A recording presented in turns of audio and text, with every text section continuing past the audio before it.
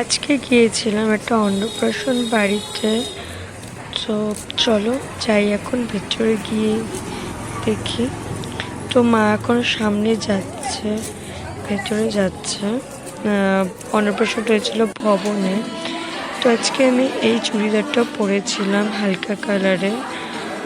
এখন একটু হালকা হালকা গরম আছে, গিয়ে কফি খেয়ে নিয়েছি।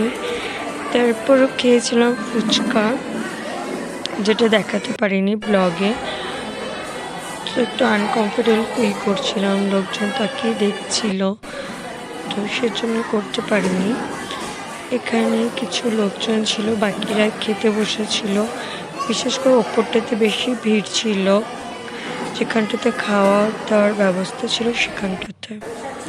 তখন মা আর আমি উপরে যাচ্ছি খেতে, আর এসে দেখে অলরেডি প্রচুর লোক বসে পড়েছে। ভাবছিলাম জায়গা পাবো কিনা, তারপরে শেষের পেছনের দিকে জায়গা পেয়েছি। তো মেনুতে অনেক কিছু ছিল, সব কিছু তো মেনুতে দেখাতে পারিনি, তো হালকা করে দেখিয়ে দিয়েছি। বেগুনিটা খেতে খুব টেস্ট ছিল।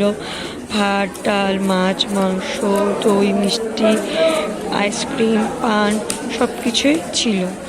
তো আমার আরেকটা ব্লগ আসবে, সেজন্য তোমরা দেখতে থাকো।